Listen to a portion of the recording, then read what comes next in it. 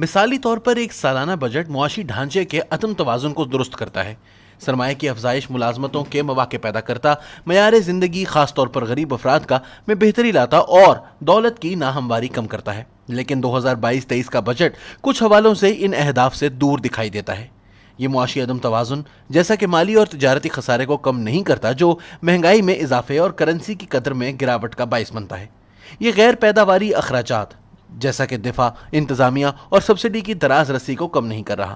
یہ شعبے محصولات کا بھاری حصہ ہڑپ کر جاتے ہیں۔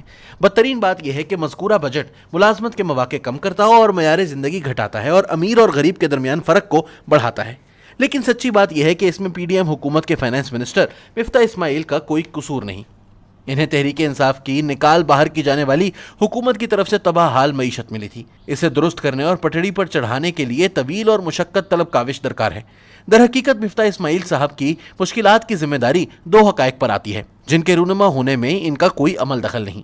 پہلا، تحریک انصاف نے آئی ایم ایف کے ساتھ ایک مشکل معاہدے پر پہلے ہی دستخط کر دیے تھے۔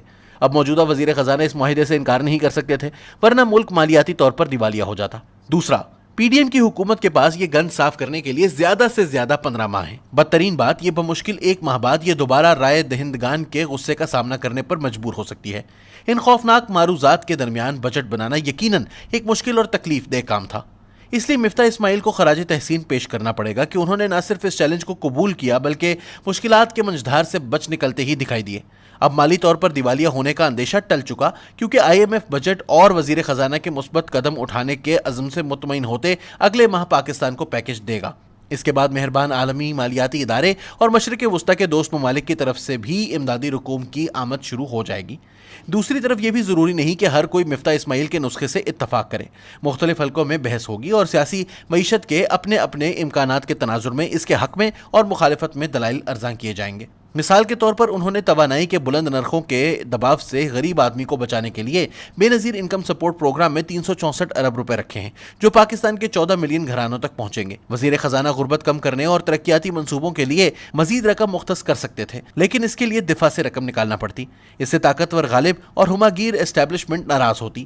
انہوں نے اشیاء تعیش پر ٹیکس بڑھایا، لیکن ضروری ادویات، زرعی مشینری، سولر سیل وغیرہ پر کم کر دیا۔ کم از کم قابل ٹیکس رقم کی حد 50,000 ماہانہ سے بڑھا کر 1 لاکھ روپے کر دی گئی ہے۔ دوسری طرف دولت مند افراد اور اداروں جیسا کہ کمرشل بینکوں کی آمدنی، مالی مفاد اور جائیداد پر ٹیکس بڑھا دیا ہے۔ چھوٹے دکانداروں پر بھی 3,000 سے 10,000 روپے ماہانہ بالواسطہ ٹیکس عائد کر کے انہیں بھی ٹیکس نیٹ میں لایا گیا ہے۔ اس کے باوجود کچھ کمی کوتاہی رہ گئی ہے۔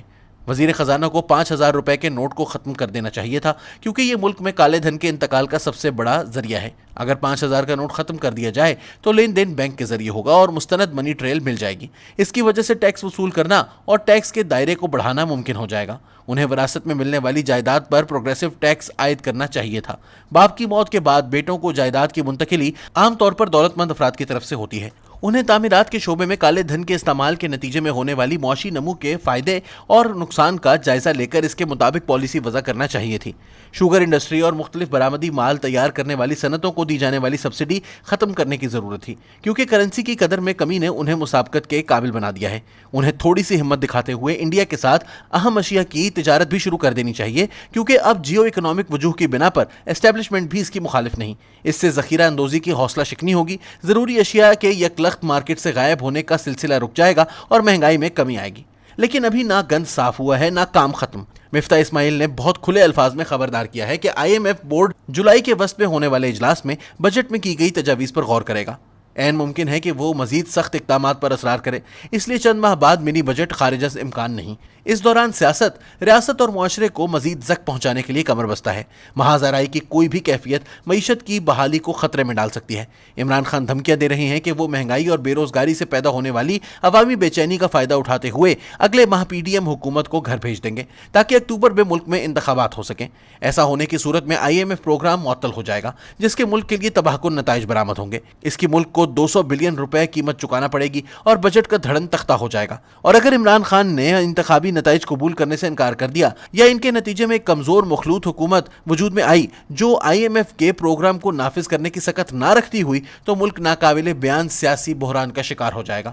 پی ڈی ایم حکومت نے بلا شبہ سیاسی مفاد پر قومی مفاد کو ترجیح دی ہے۔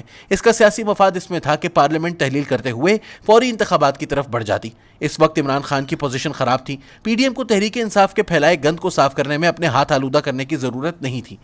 در حقیقت اس نے اسٹیبلشمنٹ کی واضح ہدایات کے مطابق قومی مفاد جو کہ معیشت ہے میں ایسا کرتے ہوئے ووٹ کو عزت دو کے اپنے بیانیے کو بھی زک پہنچائی ہے۔